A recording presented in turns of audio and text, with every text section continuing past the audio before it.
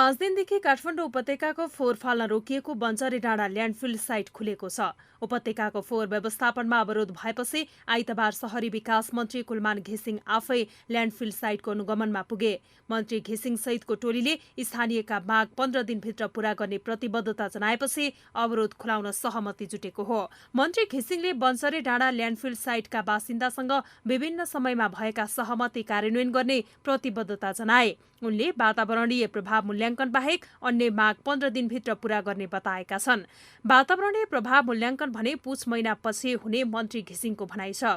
So कार्यका लागि परामर्शदाता छनौट गरी काम भइरहेको समेत उनले जानकारी दिए। ल्यान्डफिल साइटबाट प्रभावित हुने क्षेत्रको यकिन गर्न 4 चरणको तथ्याङ्क आवश्यक पर्ने भएकाले पूरक वातावरणीय प्रभाव मूल्याङ्कन EIA सम्पन्न गर्न केही समय लाग्ने भएको हो।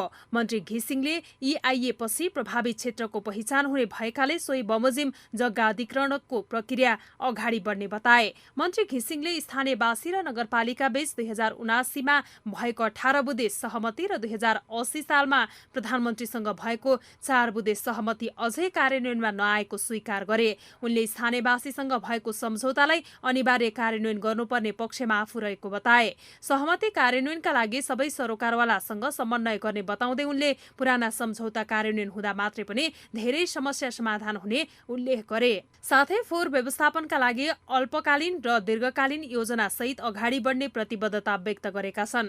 अल्पकालीन रूपमा गर्न सकिने काम तत्काल अगाडि बढाउने र विगतमा भएका सहमति कार्यान्वयनका लागि गर्नुपर्ने नीतिगत निर्णय गर्ने मन्त्री घिसिङको भनाइ छ। त्यो सहमतिहरूलाई कार्यान्वयन गर्नुपर्छ।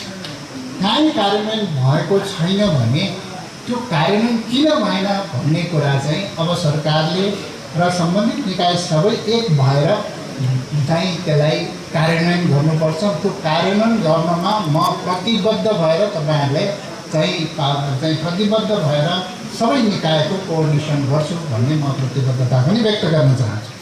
अनुगमनमा पुगेका मन्त्री घिसिङले फोहोर व्यवस्थापनको काम राति गर्न पनि निर्देशन दिए। राति काम गर्नका लागि विद्युतको व्यवस्थापन गर्न नेपाल विद्युत प्राधिकरणलाई समेत उनले निर्देशन दिए। स्थानीयले उठाउँदै आएको लेचड व्यवस्थापनका लागि शहरी विकास मन्त्रालयको संयोजनमा सबै सरोकारवाला निकाय सम्मिलित समिति बनाइने पनि बताए। पोखरीमा जम्मा भएको लिचड खोलामा जान नदिन प्रशोधन गर्न तत्काल पम्प सञ्चालन गर्ने प्रतिबद्धता जनाइएको छ। हाल उक्त पम्प बिग्रिएको छ। यस्तै ल्यान्डफिल साइटमा जथाभावी फोहोर फालिएको गुनासो सम्बोधन गर्न शहरी विकास मन्त्रालय, काठमाडौँ महानगरपालिका र प्रभावित पालिकाका एक जना प्रतिनिधि रहने गरी अनुगमन समिति बनाइने भएको छ।